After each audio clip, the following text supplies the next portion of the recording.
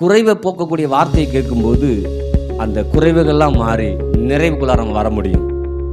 ஆமென். மனுஷன் அப்பத்தினால மாத்திரமல்ல, தேவனுடைய வாயிலிருந்து. அப்ப இன்னைக்கு நம்ம பார்க்கக்கூடிய சூழ்நிலைகள், கதியா நான் இருக்கிறேன், எனக்கு எதுவுமே இல்லை, எந்த சோர்ஸ் இல்லை, எதுவுமே இல்லைன்னாலும் தேவனுடைய வார்த்தை இருக்குதா? ஏன்னா உலகத்தை உண்டாக்கும் போது எதுவுமே இல்லை, எதுவுமே இல்லாமல் இருக்கும்போது வார்த்தை வந்துச்சு, வார்த்தை உலகத்தை உண்டாக்குச்சு. அப்ப வார்த்தை இந்த உலகத்தை வடிவமைப்பது போல நாமளும் வார்த்தையை கொண்டு நம்ம வாழ்க்கையை வடிவமைக்க முடியும் என்பதுதான் சத்தியமா இருக்குது. ஹல்லேலூயா. கரங்கள் எடுத்துக்கலாம். தேவனுடைய வார்த்தை சொல்கிறது, மனுஷன் அப்பத்தினாலே மாத்திரமல்ல, தேவனுடைய வாயிலிருந்து புறப்படுகிற ஒவ்வொரு வார்த்தையினாலும் பிழைப்பான் என்று எழுதியிருக்கிறது. இதில் எழுதியிருக்கிற வார்த்தைகளை நான் விசுவாசிக்கிறேன், இயேசுவின் நாமத்தில் எல்லா நன்மைகளையும் பெற்றுக்கொள்வேன். ஆமென். யோவான் எழுதின சுவிசேஷம் எடுத்துக்கொள்ளலாம். 1ஆம் அதிகாரம் 1, 2, 3 வசனம் வாசிக்கிறேன். ஆதியிலே வார்த்தை இருந்தது, அந்த வார்த்தை தேவனிடத்தில் இருந்தது, அந்த வார்த்தை தேவனாய் இருந்தது, அவர் ஆதியிலே தேவனோடு இருந்தார், சகலமும் அவர் மூலமாய் உண்டாயிற்று, உண்டானதொன்றும் அவராலே அல்லாமல் உண்டாக இல்லை. ஆமென். கடந்த வாரம் ஒரு அற்புதமான காரியத்தை கற்றுக்கொண்டோம். எத்தனை பேர் மெசேஜ் கேட்டிங்கன்னு தெரியல. இந்த செய்திகளை கொஞ்சம் காது கொடுத்து கேளுங்க. கேட்கும் போதெல்லாம் வாழ்க்கை மாறும், கேட்கும் போதெல்லாம் உங்கள் பாதைகள் மாறும். ஆமென். அது மாத்திரமல்ல, கேட்கும் போதெல்லாம் உங்களுடைய எண்ணங்கள், சிந்தனைகள்லாம் மாறும். ஏன்னா நம்ம குறைவையும் கஷ்டத்தையும் பிரச்சனைகளையுமே நிறைய கேட்டுட்டோம். அப்படி கேட்டதால குறைவும் பிரச்சனையும் நம்மகிட்ட அப்படியே இருக்குது. ஆனால் குறைவை போக்கக்கூடிய வார்த்தையை கேட்கும்போது அந்த குறைவுகள்லாம் மாறி நிறைவுக்குள்ளார நம்ம வர முடியும். ஆமென். அப்போ இந்த கால வேளையில் கடந்த வாரம் எது நமக்கு ஆண்டவராக இருந்தது அப்படின்னு சொன்னோம்னா, தேவனுடைய வார்த்தை நமக்கு ஆண்டவராக இருந்தது. ஆமென். 2 விஷயத்தை, ஒன்று தேவன் வார்த்தை தான் ஆண்டவர்னு சொன்னோம், பணம் நமக்கு ஆண்டவர் இல்லைன்னு சொன்னோம். பணம் நமக்கு அவசியம், ஆனால் பணம் மட்டும் அவசியம் இல்லவே இல்லை. பணம் எதற்கு அப்படின்னா நமக்கு. ஹல்லேலூயா. நாம தேவனுக்கு. ஹல்லேலூயா. இன்னும் ஒரு காரியத்தை சொல்றேன் பாருங்க, நாம் தேவனுக்கு, பணம் எதுக்குன்னா தேவனுடைய நோக்கத்தை, இலக்கை அடைவதற்கு தான் பணம். ஹல்லேலூயா. தேவன் ஒரு நோக்கத்தை, திட்டத்தை வச்சுக்கிறார், அந்த நோக்கத்தை அடைவதற்காக தான் பணமே தவிர நோக்கம் பணம் இல்லை. நோக்கம் பணமாக இருந்ததுன்னா அதுதான் எனக்கு கடவுளாக இருக்குன்னு அர்த்தம். அதுக்காக தான் உலகத்தில் இருக்கிறவங்க சம்பளம் வாங்கணும்னு என்ன பண்ணுவாங்க, எடுத்து கண்ணில் அப்படி ஒத்தி வைக்கிறேன். அப்படின்னா என்ன அர்த்தம்? இதுதான் எனக்கு கடவுள், இது இல்லைன்னா இல்லை நான் வாழவே முடியாது. அப்போ நீங்கள் கேட்கலாம், அப்போ அது இல்லைன்னா வாழ முடியாதே. ஆமாம், வாழ முடியாது. ஆனால் அதை காட்டிலும் ஒரு காரியத்தை இயேசு கற்றுக் கொடுக்குறாரு. மனுஷன் அப்பத்தினால மாத்திரமல்ல, தேவனுடைய வாயிலிருந்து. அப்போ இன்னைக்கு நம்ம பார்க்கக்கூடிய சூழ்நிலைகள், போன வாரம் சொல்லும்போது, நிற்கதியாக நான் இருக்கிறேன், எனக்கு எதுவுமே இல்லை, எந்த சோர்ஸ் இல்லை, எதுவுமே இல்லை, எதுவுமே இல்லைன்னாலும் தேவனுடைய வார்த்தை இருக்குதா? ஏன்னா உலகத்தை உண்டாக்கும் போது எதுவுமே இல்லை, எதுவுமே இல்லாமல் இருக்கும்போது வார்த்தை வந்துச்சு, வார்த்தை உலகத்தை உண்டாக்குச்சு. அப்போ வார்த்தை இந்த உலகத்தை வடிவமைப்பது போல நாமளும் வார்த்தையை கொண்டு நம்ம வாழ்க்கையை வடிவமைக்க முடியும் என்பதுதான் பைபிளுடைய வார்த்தையாக என்ன பண்ணுது, சத்தியமாக இருக்குது. அப்போ இந்த சத்தியத்தை நம்ம படிக்கிறோம், ஆனால் சத்தியத்தை கை கொள்ளுகிறோமா, அதை ஏற்றுக்கொள்ளுகிறோமா? படிக்கிறதோடு இருக்கக்கூடாது, அதை ஏற்றுக்கொள்ளணும், அதை நம்ப ஆரம்பிக்கணும். அப்படி நம்ப ஆரம்பிக்கும்போது நமக்குள்ள அது காரியத்தை என்ன பண்ணும், நடப்பிக்க ஆரம்பிக்கும். எத்தனை பேர் அதை ஒத்துக்கொள்வது? நீங்கள் ஒத்துக்கொள்ளணும், அதான் சத்தியம். ஹல்லேலூயா. எனக்கு பணம் ஆண்டவர் கிடையாது. நம்ம 7 லட்சங்கிறோம், 10 லட்சங்கிறோம், இனிமேட்டு சபையை கட்டி முடிச்ச பிறகு அடுத்த சபை கட்ட போவோம். பணம் அவசியம், திரும்ப நான் இல்லைன்னு சொல்ல மறுக்கலை. ஆனால் பணம் மட்டும் அவசியம் இல்லை, தேவனுடைய வார்த்தை இருந்தால் தான் எனக்கு பணம் வரும். தேவனுடைய வார்த்தை இல்லைன்னா என்ன பண்ணாது பணம். ஹல்லேலூயா. அப்போ பண தேவைகள் மத்தியில் இருக்கிறேன், எப்போ பார்த்தாலும் பண மைண்டிலே, இது இருந்தால் அதை செய்யலாம், அது இருந்தால் அதை இதை செய்யலாம், இப்படி செய்யலாம், அப்படி செய்யலாம், இப்படி இருக்கலாம், அப்படி இருக்கலாம், இதிலே ஓடக்கூடாது. ஏன் அப்படின்னா நம்ம அந்த மைண்டு வந்துன்னா அந்த மைண்டு வேற யோசனை தான் என்ன பண்ணும், எப்படி பெறலாம் அப்படின்னு தான் யோசிக்கும். ஆனால் கர்த்தருடைய வார்த்தையின் மைண்ட் இருந்துச்சுன்னா அந்த வார்த்தை நமக்கு எப்படி பெற்றுக் கொடுக்கலாம் அந்த வார்த்தை நினச்சிக்கிட்டே என்ன பண்ணும் இருக்கும். ஆமென். இன்னும் ஒரு காரியம் சொன்னோம், அந்த வார்த்தைக்குள்ளார வல்லம் இருக்குது, அந்த வார்த்தைக்குள்ளார உயிர் இருக்குது. ஆமென். தேவனையும் தேவனுடைய வார்த்தையும் பிரிக்க முடியாது, இயேசுவின் வார்த்தையும் பிரிக்க முடியாது. தேவனை ஏற்றுக்கொள்கிற நீங்க வார்த்தை ஏற்றுக்கொள்ளணும், வார்த்தை ஏற்றுக்கொள்கிற நீங்க இயேசுவை ஏற்றுக்கொள்ளணும். இது ஒன்றோட ஒன்று தொடர்புடையது. தேவன் வேற, தேவனுடைய வார்த்தை வேற இல்லவே இல்லை. ஆமென். நீங்க வெள்ளிக்கிழமை பார்த்தோமே இல்லையா, வெள்ளிக்கிழமை என்ன சொல்லி கொடுத்தாங்க உங்களுக்கு? தேவதூதர்கள். தேவதூதரோட வேலை என்ன? தேவன் என்ன சொல்றாரோ அது செய்யற வேலை. தேவன் வார்த்தையை சொல்லிடுவாரு, இவங்களை போய் பாதுகாக்கணும், இந்த காரியத்தை செய்யணும். அப்ப தேவனுடைய வேலை என்ன? சொன்ன வார்த்தையை நிறைவேற்றுவது தேவனுடைய வேலை என்ன பண்ணுது? அப்ப நாமளும் இந்த பூமியில தேவனுடைய வார்த்தையை நான் விசுவாசிக்கும் போது, அதை படிக்கும் போது, அதை நம்பும் போது, அதுவும் ஒரு காரியத்தை என்ன பண்ணும்? எனக்கு உருவாக்கி என்ன பண்ணும்? கொடுக்கும். ஆமென். அப்ப இன்னைக்கு என்ன நம்ம பார்க்க போறோம் அப்படின்னா, தேவனுடைய வார்த்தை உன்னை உண்டாக்கும், ஒன்றை உருவாக்கும், ஒன்றை உருமாற்றும். என்ன பண்ணும்? உண்டாக்கும், உருவாக்கும், உருமாற்றும். சொல்லுங்க, உண்டாக்கும், உருவாக்கும், உருமாற்றும். அப்ப தேவனுடைய வார்த்தை இன்னைக்கு நாம் எந்த விதத்தில் பார்க்க போறோம்னா, ஒன்று உண்டாக்கும், ரெண்டாவது உருவாக்கும், மூணாவது உருமாற்றத்தை கொண்டு வந்து என்ன பண்ணுவது? கொடுக்கும். உதாரணம் உங்களுக்கு பார்த்தா தெரியும், ஒரு விதை இருக்குது இல்லையா, ஒரு விதையை எடுக்கிறோம், அந்த விதையை பார்க்கும்போது ஒன்றும் அது பெருசா தெரியாது. ஆனால் அந்த விதைக்குள்ளார என்ன இருக்குது? வல்லம் இருக்குது, ஜீவன் இருக்குது. அந்த விதைக்குள்ளார என்ன இருக்குது? ஜீவன் மட்டும் இல்லை, அதுக்குள்ளார வல்லமே என்ன பண்ணுது? அப்போ ரெண்டு இருக்குது, அந்த ரெண்டு இருக்குது. அதனால் அதை கொண்டு போய் என்ன பண்ணுறோம்? நம்ம மண்ணில் விதைக்கிறோம். விதைக்கும் போது அது ஒன்றை அங்கேருந்து உருவாக்குது. முதல்ல வார்த்தை உண்டாக்குது, அதில் உள்ள வல்லம் இருக்கு இல்லையா, அந்த விதைக்குள்ளார என்ன பண்ணுது? வல்லம் இருக்குது, அதை விதைக்கிறோம், அது உண்டாக்கக்கூடியது அந்த விதை. அந்த விதையை அங்கே மண்ணில் வைத்து விதைச்ச பிறகு ஒன்றை உருவாக்க ஆரம்பிக்கும் அது. ஏன்னா அந்த அந்த விதை எப்படிப்பட்டது? ஜீவன் உள்ளது, வல்லமை உள்ளது இல்லையா? அப்போ ஜீவனும் வல்லமையும் இருந்துச்சுன்னா ஒன்றை உருவாக்கியே தீரும், ஒன்றை உருவாக்கியே தீரும். அப்போ யோசிச்சு பாருங்க, விதையை கொண்டு போய் விதைச்சிடறோம், விதைச்ச பிறகு அது ஒன்றை உருவாக்குது. உருவாக்குறது மாத்திரமல்ல, அந்த விதையாவே வர்றது இல்லை, உருமாற்றத்தை என்ன பண்ணுது? அப்ப ஒரு விதை ஒன்றை உண்டாக்கும், ரெண்டாவது உருவாக்கும், மூணாவது. அப்ப யோசிச்சு பாருங்க, போட்ட விதையே வர்றது இல்லை, ஒரு செடியா என்ன பண்ணுது? இன்னைக்கு சொல்ற வார்த்தை என்பது அந்த விதை மாதிரி.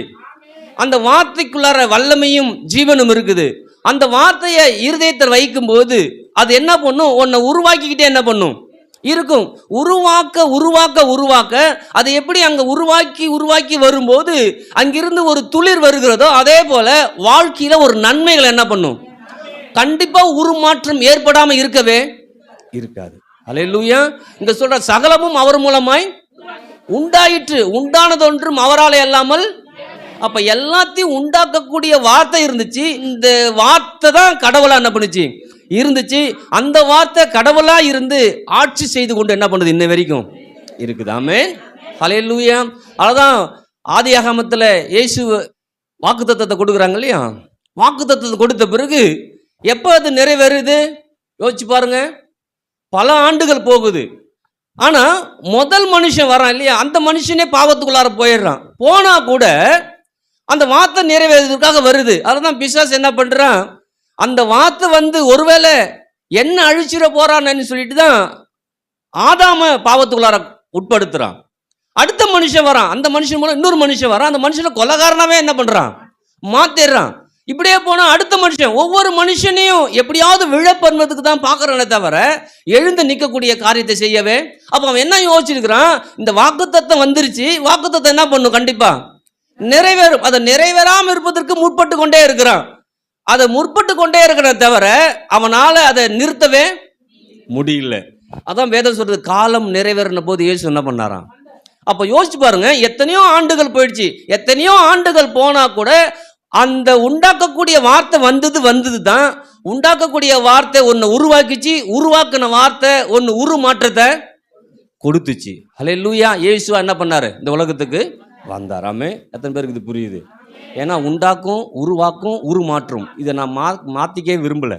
கண்டிப்பாக அதுக்குரிய காரியத்தை நீ காட்டும் போது உங்களுக்கே புரியும். அப்போ ஒரு விதையை போடுறோம், ஒன்றை உருவாக்குது, உருவாக்கும் போது அதில் உருமாற்றம் வருகிறது. அந்த உருமாற்றம் எப்படி வருது பார்த்தீங்களா? தெரியுமா? போட்ட ஒரு விதை வருது இல்லை, உருமாற்றம் ஏற்படுது. அநேக விதைகளை உண்டாக்கக்கூடிய உருமாற்றம் வருகிறது. ஹல்லேலூயா. ஒரு காணிக்கையே போடுறேன்னு வச்சுங்களேன், போடும்போது நீங்கள் போடுறது 10 ரூபா இல்லையா, 100 ரூபாய்க்கு 10 ரூபா போடுறீங்க, தசமம் வாங்க போகிறீங்க, காணிக்கையே போடுறீங்க.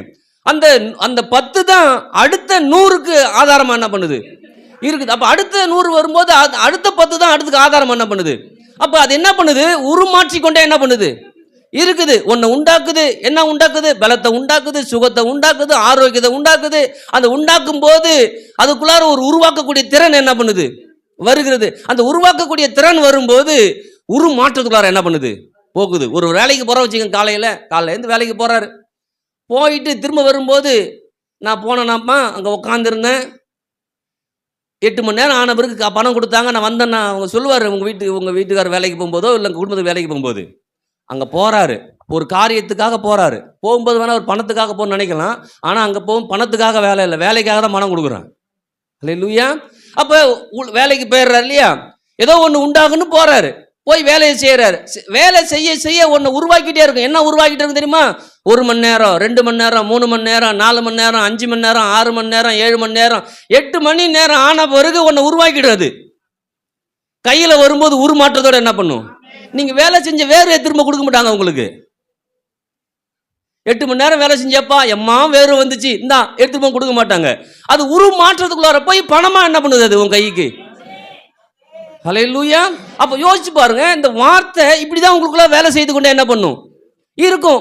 இப்படிப்பட்ட கல்டிவேட் பண்ணக்கூடிய வார்த்தை நமக்கு தெரியாமல் இருக்கிறதால, நம்ம அதை குறித்து எண்ணத்தில் இல்லாமல் போகிறதால எனக்குள்ளார உண்டாகவும் மாட்டேங்குது, உருவாக்கவும் மாட்டேங்குது, உருமாற்றம் ஏற்பட மாட்டேங்குது. அப்படியே பிடிச்சி வச்ச கல் மாதிரி உட்காந்துருக்கிறேன்.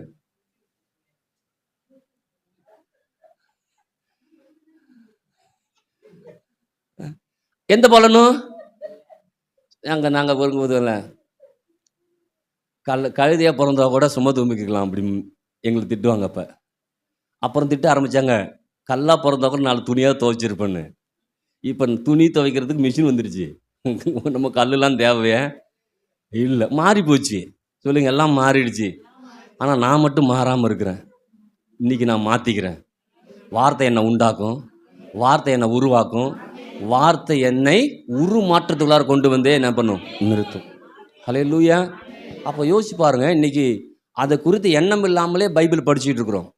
இன்னைக்கு அந்த எண்ணத்தோடு படிக்கிறேன்னா அந்த வார்த்தை ஒன்று உண்டாக்குவதால் அப்படியே நிறுத்திடாது, அது உருவாக்க ஆரம்பிச்சிடும். உருவாக்குறது அப்படியே நிறுத்திடாது, உருமாற்றத்துக்குள்ளார என் கரத்தில் அது என்ன பண்ணும், கிடைக்கும். ஹல்லேலூயா. அதான் ஊழியம் செய்கிறங்க இல்லையா, ஊழியம் செய்கிறவங்களை பற்றி பைபிள் வித்தியாசமாக சொல்லுது, நமக்கு அது புரிய மாட்டேங்குது. இப்போ கத்துக்காக ஊழியம் பண்ணும்போது ஆண்டவரோடு இணைஞ்சு செய்யணும், அதான் சொல்லிருக்கு, ஞாபகம் இருக்குங்களா? திராட்சை செடி, கொடி, பிதா தோட்டம் எல்லாம் சொல்லிருக்கோம் இல்லையா. அந்த கொடி யாரு, நம்ம இல்லையா. இந்த கொடியுடைய வேலையே என்ன, கனி கொடுக்கணும். செடியோடு இணைஞ்சுதான் கடி வந்துடும். கனி தான் என்ன பண்ணும், அந்த கொடியை வச்சு வேற ஒன்றும், அந்த கொடியை வச்சு ஒரு அறுக்கால் செய்ய முடியாது, அந்த கொடியை வச்சு ஒரு ஷெல்ஃப் செய்ய முடியாது.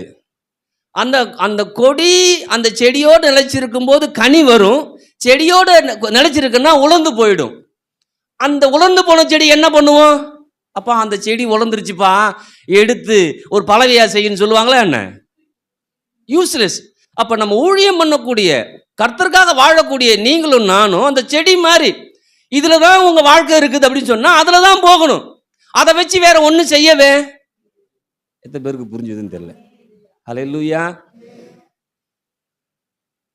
இப்போ நான் மரம்னு வச்சுங்க, மரம்னு அங்கே சொல்லக்கூடிய விதம் வித்தியாசமாக இருக்கும், செடின்னு சொல்லக்கூடிய வித்தியாசமாக இருக்கும்.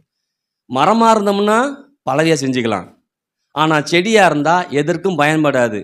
நான் எதுக்கு மட்டும்தான் பயன்படுவேன், கர்த்தருக்காக கனி கொடுக்கறதுக்கு மாத்திரம்தான் பயன்படுவேன். ஹல்லேலூயா. கொடியுடைய தன்மை என்ன, ஹல்லேலூயா. நான் செல்ஃபாக மாற முடியாது, நான் கதவாக மாற முடியாது, நான் பலவையாக மாற முடியாது. அந்த கொடியுடைய தன்மை என்ன, நான் செடியோடு நிலைச்சிருந்து கனி கொடுத்துட்டே இருப்பேன். செடியோடு நான் நிலைச்சிருக்கலன்னா அந்த கொடி எதற்கும் பிரயோஜனம் இல்லாமல் போயிடும்.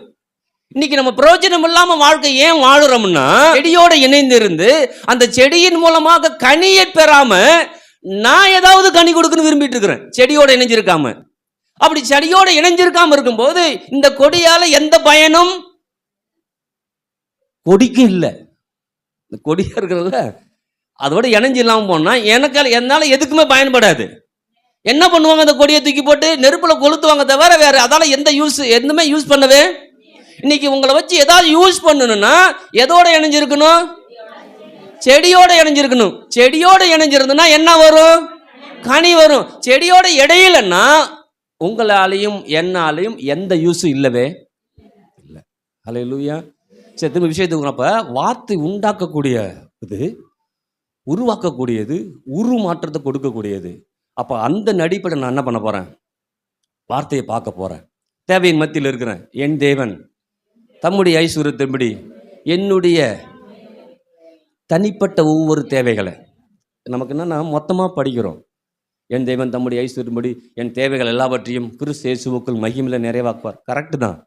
அப்போ என்ன சொல்கிறேன்னா, நான் வார்த்தை தான் எனக்கு ஆண்டவர். எந்த மாதிரி எந்த சூழ்நிலை வந்தாலும் நான் வார்த்தையை பிடிச்சிக்கிறேன். அவர் எனக்கு ஆண்டவராக இருக்கிறதால என்னை எல்லாவற்றையும் ஆண்டு கொள்ள செய்கிறார். இந்த உலகத்தில் பருப்பு இல்லாமல் இருக்கலாம், எனக்கு பருப்பு வரும். இந்த உலகத்தில் எண்ணெய் இல்லாமல் இருக்கலாம், எனக்கு எண்ணெய் வரும். ஹல்லேலூயா. ஏன்னா தண்ணீரை திராட்சை மாற்றினவர் தண்ணி எண்ணெயா மாற்ற மாட்டாரா என்ன? ஹல்லேலூயா.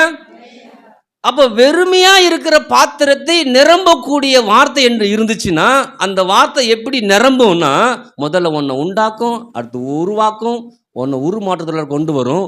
அதை நீங்களே பார்ப்பீங்க, நானே பார்ப்பேன். ஹல்லேலூயா. செடியில் கனி வருதுல்ல, அதை பார்க்க முடியுமா? நல்ல வேலை. இது ஆவிக்குரிய கனி அப்படின்னு நினச்சிட்டு விட்டா கிடைக்காது. நிறைய பேர் ஆவிக்குரிய ஆசீர்வாதம் சொன்னபோது அங்கே மகிமையில் அப்படி சொன்னோன்னே அங்கே போனவருக்கு இல்லை. நான் அவரோட இணைஞ்சிருக்கும் போது, திராட்சை செடி திராட்சை கொடியோடு இணைஞ்சிருக்கும் போது திராட்சை பழம் வரும். அந்த பழத்தை பார்க்க முடியுமா? நல்ல வேலை. அதெல்லாம் எங்கே பார்க்குறது? செத்த பரலோகத்தை பார்ப்பேன்னா பொய்ன்னு அர்த்தம். நான் பார்ப்பேன், கனியை நான் பார்ப்பேன், சுகத்தை பார்ப்பேன், பலத்தை பார்ப்பேன், ஆரோக்கியத்தை பார்ப்பேன். இப்போ சொல்கிறேன், ஜல்லியை பார்ப்பேன், மணலை பார்ப்பேன், செங்கல்ல பார்ப்பேன்.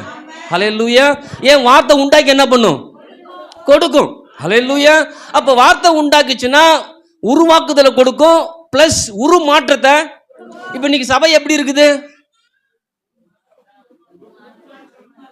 மாறிக்கொண்டு இருக்கிறது. எப்படிப்பட்ட மாற்றத்துக்குள்ளார பார்ப்பேன்? படம் போட்டிருக்கோம்ல, அதையே பார்ப்பேன். இல்லை அதை காட்டிலும் பெருசா என்ன பண்ணுவேன்? ஹல்லேலூயா. அப்போ நல்லா புரிஞ்சுக்கணும். உங்கள் வீட்டில் தேவைகள் வரும்போதும் எல்லாம் வரும்போதும் வார்த்தையை படிக்கிறேன், வார்த்தையை நினைக்கிறேன், வார்த்தையை தியானிக்கிறேன். அதான் பைபிள் சொல்லுது. தியானிக்கிற மனுஷன் எப்படிப்பட்ட மனுஷனா இருப்பானா? நீர்க்காலின் ஓரமாய். உண்மை எல்லாம் தெரியுது இல்லையா? அதுக்காக தான் கொஞ்ச நாளுக்கு முன்னாடி வேரை பற்றி பைபிள் ஸ்டடியில் எடுத்தோம். வேருடைய தன்மை என்னன்னு ஞாபகம் இருக்குங்களா? அது கேட்டால் தான் தெரியும். டியூஸ்டேல வேரை பற்றி எடுத்துருக்குறோம். 3 வேறு. அதில் அது நல்ல அட்டகாசமானது. அங்கே மரத்தை பற்றி சொல்லலைங்க, ஒரு மனுஷனை பற்றி சொல்கிறாரு. நீ இரவும் பகலும் தியானிச்சேன்னா, இரவும் பகலும் அந்த வார்த்தைக்குள்ளார இருந்தனா, அந்த வார்த்தை உனக்குள்ளார உண்டாக்கிட்டே இருக்கும், உருவாக்கிட்டே இருக்கும், உருமாற்றத்தை கொண்டு வரும். மாற்றத்தை கொண்டு வரும்போது எல்லாருக்கும் பிரச்சனையாக இருக்கும், எனக்கு பிரச்சனை இருக்காது. ஹல்லேலூயா. ஒரு ஃப்ளைட் ஏறும்போது, ஒரு ஃப்ளைட் ஏறப்போகுது, ஆட்கள் எல்லாரும் ஏறி உட்காந்த பிறகு பைலட்டில் போய் எப்பா வண்டி எடு அப்படின்னா எடுக்க மாட்டான் அவன். நம்ம ஊருக்கு கட்ட வண்டி கிடையாது, ஏறானோ எடுத்துகிட்டு போகிறதுக்கு. அவனுக்கு அங்கேருந்து சிக்னல் வரணும். அவனும் அந்த சிக்னல் கொடுக்குற கண்ட்ரோல் ரூமில் இருக்கிறவங்களுக்கும் இவங்களுக்கும் ஒரு தொடர்பு இருக்குது. அந்த தொடர்பு சரியாக இருக்கும்போது எதில் எந்த வழியில் போகணும், எந்த வழியில் போனால் டேக் ஆஃப் ஆகலாம், எந்த வழியில் டேக் ஆஃப் ஆனால் எந்த பிரச்சனையும் இல்லை.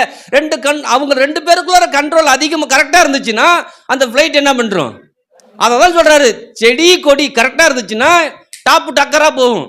அவர் தான் ஆண்டவராக இருக்கிறார். அந்த ஆண்டவர் வார்த்தை நான் பிடிச்சிக்கிறேன், பிடிச்சிக்கிறக்குள்ள மாற்றம் என்ன பண்ணும்? வந்துக்கிட்டே இருக்கும். நீங்கள் பார்ப்பீங்க, நான் பார்ப்பேன். ஹல்லேலூயா. காற்று வரலாம், பைபிள் சொல்லுது பாருங்க, காற்று வரலாம், மழை வரலாம், வெள்ளம் வரலாம். ஆனால் கண்மலையின் மேல் அஸ்திவாரம் போடப்பட்ட வீடு மலையில போய் அஸ்திபாரம் போடுறாங்க.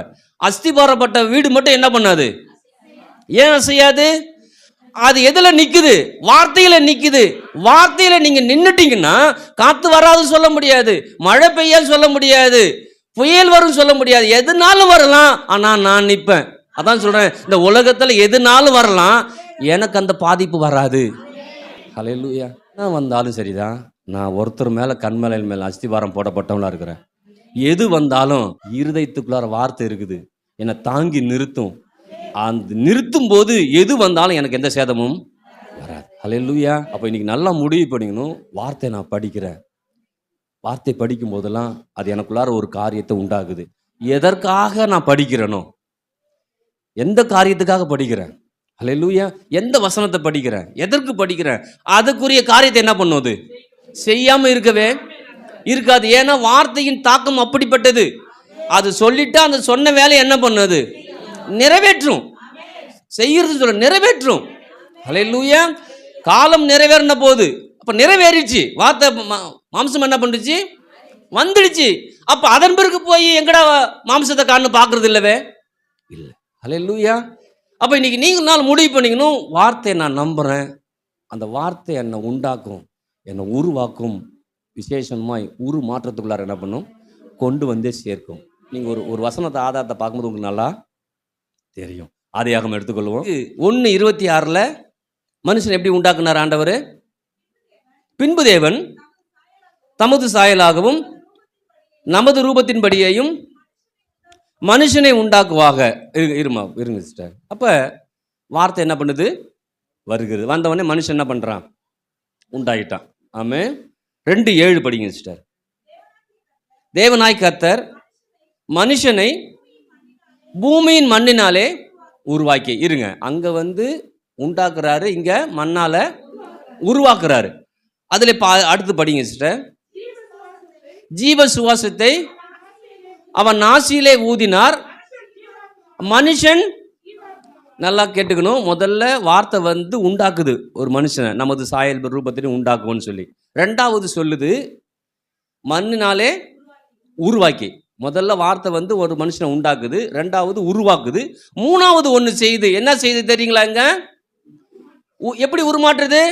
ஜீவ ஆத்மாவா என்ன பண்றான்?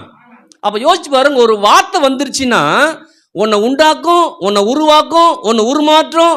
அந்த உருமாற்றுறது திரும்ப உன்னை உண்டாக்கும். ஒரு விதையை போடுறோம் இல்லையா, அந்த ஒரு விதையை போட்ட பிறகு அதுல இருந்து துளிர் வருது, உருமாற்றம் ஆயிடுது. துளிர் வந்த பிறகு அதுல இருந்து விதை என்ன பண்ணுது? வருது. விதை என்ன பண்றோம்? திரும்ப நம்ம என்ன பண்றோம்? விதைக்கிறோம். விதைக்கும் போது திரும்ப அந்த உருமாற்றம் ஏற்பட்ட விதை இன்னொன்னு உண்டாக்க ஆரம்பிக்குது. அந்த உண்டாக்குற விதை இன்னொன்னு உருவாக்குது, இன்னொன்னு என்ன பண்ணுது? உருமாற்றுது. அப்ப திரும்ப அந்த விதையை என்ன பண்றோம்? அது மாதிரி புரியுது. ஒரு விதையை போடுறோம், வருது, ஒரு 10 விதையை கொடுக்குது வச்சுக்கிறோம். ஒரு உதாரணத்துக்கு 10 விதையை திரும்ப ஒன்ன போடுறேன், திரும்ப அது என்ன பண்ணுது? ஒன்னு உருவாக்குது, திரும்ப இன்னொரு 10 என்ன பண்ணுது? அப்ப யோசிச்சு பாருங்க, 10 கூடிக்கிட்டே என்ன பண்ணுது அது? அப்ப ஒவ்வொரு முறையும் வார்த்தை வரும்போதெல்லாம் அங்க எப்படி மனுஷனை உண்டாக்கிச்சோ அவர் சாயலின்படி ரூபத்தின்படி, அடுத்தது மண்ணினால எப்படி உருவாக்கிச்சோ, அடுத்தது ஜீவ ஆத்மாவா எப்படி உருமாற்றம் அடைந்தானோ, அதே போல வார்த்தை வரும்போதெல்லாம் உங்களுக்குள்ளார ஒன்னு உண்டாக்கும், உருவாக்கும், உருமாற்றத்தை என்ன பண்ணும்? கொடுக்கும். புரிஞ்சுச்சா? ஹல்லேலூயா. இப்ப உதாரணமா தான் சொல்றேன். இன்னொரு உதாரணம், ஆதாம் ஏவாளை ஆண்டவரை உண்டு பண்றாரு இல்லையா, அங்க பார்க்கும் இதே சர்க்குலேஷன் ஆண்டு என்ன பண்ணாங்க? செஞ்சிருப்பார். 2:18 பின்பு தேவனாய் கர்த்தர் மனுஷன் தனிமையா இருப்பது நல்லதல்ல. இப்ப மனுஷன் இருக்கிறான், அந்த பேர் சொல்றான் இவன் தனிமையா இருப்பது நல்லது இல்ல, ஏற்ற துணைய என்ன சொல்றாரு? முதல்ல ஏற்ற துணையை உண்டாக்குவேன். அடுத்தது தேவனாய் கர்த்தர் 22க்கு வந்துருங்க சிஸ்டர். தேவனாய் கர்த்தர் தாம் மனுஷனில் எடுத்த விலா எலும்பை மனுஷியாக உருவாக்கி. திரும்ப ஞாபகப்படுத்துறேன், ஒரு மனுஷன் வந்துட்டார் இல்லையா, அடுத்தது அந்த மனுஷனுக்குள்ளார இருக்கிற ஒன்றை எடுத்து தான் அடுத்து ஒன்றை மனுஷியை உருவாக்குறாரு.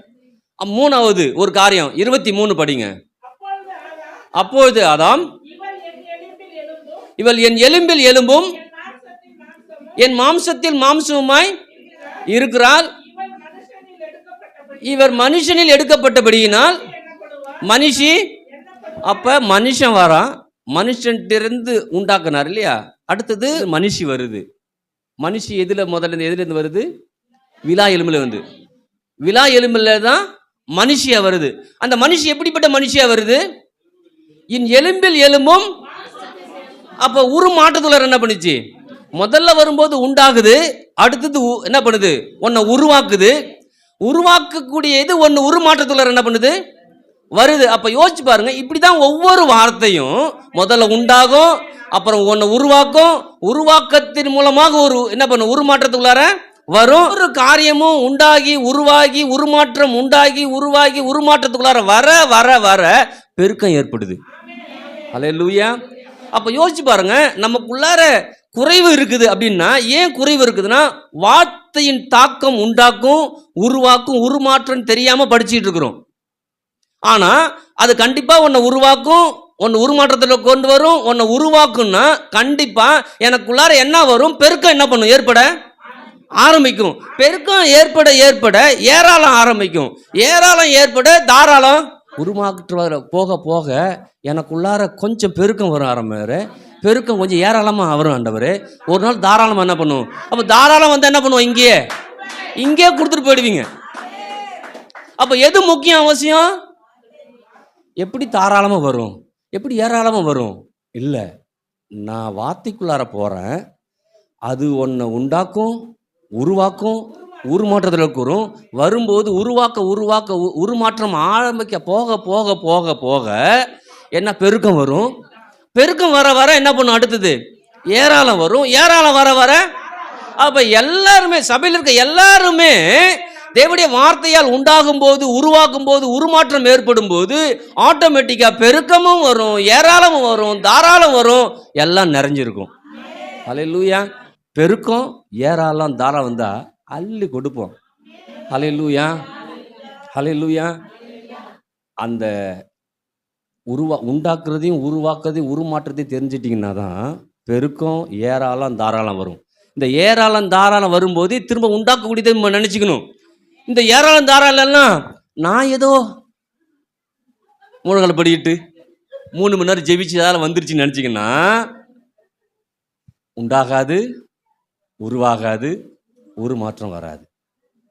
பிள்ளைகளுக்குள்ளார ஏன் உங்கள் பிள்ளைகளுக்காக என் பிள்ளைகளை மாற்றம் வரலன்னா கடுமையாக போராடிட்டு இருக்கிறோம். பிள்ளைகிட்ட என்ன பண்ணுறோம்? கடுமையாக போராட்டம் பண்ணுறோம். இல்லை, உண்டாக்கின தேவன், என்னை உருவாக்கின தேவன் உருமாற்றத்தை கொடுத்துட்டார். பிள்ளையா என்ன பண்ணிட்டாரு? இப்போ என் பிள்ளைய என்ன பண்ணும்? கொண்டு போய் தண்ணியில் போட்டு முக்குறதில்ல, ஆண்டோட ஒப்பு கொடுத்து, ஆண்டவரே பிள்ளையால் என்ன உண்டாக்குன்னு நினச்சிருக்கீங்களோ அதெல்லாம் உண்டாக்குங்க. பிள்ளையால் எதெல்லாம் உருவாக்குன்னு நினைக்கிறீங்களோ உருவாக்குங்க. பிள்ளைகளால் எதெல்லாம் உருமாற்றத்தை கொண்டு வருமோ உருமாற்றத்தை கொண்டு வாங்க. அப்படி கொடுக்கும்போது பிள்ளை பெருக்கத்துக்குள்ளாரையும் ஏராளத்துக்குள்ளாரையும் தாராளத்துக்குள்ளே வரும். முடிவு பண்ணிக்கணும் உங்களுக்குள்ளார. வார்த்தை நான் படிக்கிறேன், ரொம்ப சின்சியராக படிப்பேன், அடிக்கடி சொல்லுவேன், சென்சிட்டிவாக இருப்பேன், அதை குறித்த எண்ணத்தில் இருப்போம், அதை உதாசீனமாக யோசிக்கவே மாட்டேன். ஏன்னா அந்த வார்த்தை தான் என்னை உருவாக்கிச்சு. அந்த மனுஷன் வந்தாலும் அந்த மனுஷன் மூலமாக தான் நாம் வந்திருக்கிறோம். நீங்கள் குரங்குலேருந்து வரல. ஒழிந்து போனாலும் தேவனுடைய வார்த்தை அழியவே அழியாது. அழிக்கக்கூடிய சக்தி இந்த உலகத்தில் எதுக்குமே கொடுக்கப்படல. ஹல்லேலூயா. இந்த ஆதாம் பாவம் பண்ணானால இந்த ஒன்று சொல்லாமல் விட்டுட்டேன், அதை சொல்லி முடிச்சிடுறேன். இந்த விதையை பற்றி சொல்லுதில்ல, நான் மார்க் 4 விதைக்க புறப்பட்டான், விதைக்க புறப்பட்டான். ஆமாம் தானே சொல்லுது. ஆனால் அடுத்த வசனம் சொல்லுது, அதை சாத்தான் வந்து என்ன பண்ணுறான்? சாத்தான் வந்து எடுத்து இங்கே வருது. ஆனால் உண்மையிலே சாத்தான் வந்து விதை எடுக்கவே அவனுக்கு முடியவே முடியாது. அதை எடுக்கக்கூடிய அதிகாரம் அவன்கிட்ட இல்லவும். அவன் என்ன தான் பண்ணுவான்னா நம்மளை வச்சே எடுத்து போட வச்சிருவான். எதை வச்சு எடுத்து போடுவான்? அதான் திருடன் திருடவும் கொல்லவும் அழிக்கவும் வரான். திருடனுடைய வேலை என்ன? இது வரைக்கும் அப்படி தான் பார்த்தோம் இல்லை. திருடனுடைய வேலையை என்ன தெரியுமா? வசனத்தை திருடுவான். எதை திருடுவான்? வசனத்தை திருடுவான். வசனத்தை திருட்டாவே எல்லாம் முடிஞ்சிருன்னு அவனுக்கு நல்லா தெரியும். அப்ப அவனுக்கு மெயின் திங்ஸ் எது? வசனம் உள்ள போகக்கூடாது. அந்த வசனத்தை எப்படி திருடுறானா, அவனா திருட மாட்டான், நம்மளை கொண்டு. ஆதாம் பாவம் பண்ணன்னு சொல்லமில்ல, எங்கேயாவது பிசாசு பறிச்சியா ஆதாம் ஏவாள்கிட்ட கொடுத்து சாப்பிடுப்பான்னு சொன்னா, இவனே பறிக்கிறான், இவனே சாப்பிட்றான், இவனே எல்லாம். ஏன்னா அவனுக்கு தெரியும், இவனே பறிச்சாதான் இவன் உரிமை அங்க போகுது. அப்ப அவன் ஒண்ணு பறிச்சு கொடுத்து ஒன்னு பாவம் பண்ண வைக்க போறது கிடையாது, பாவம் பண்ண வைக்கவும் முடியாது.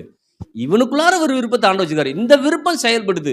இந்த விருப்பம் செயல்படாம ஆண்டவர் சொல்ற விருப்பம் தான் எனக்கு விருப்பம் இருந்துட்டா எந்த பாவம் என்ன பண்ணாது, வராது. அல்லேலூயா. அப்ப யோசிச்சு பாருங்க, ஆதாம் ஏவாள எப்படி வஞ்சித்தானோ இன்னை வரைக்கும் ஜனங்களை அப்படிதான் வஞ்சிக்கிறான்.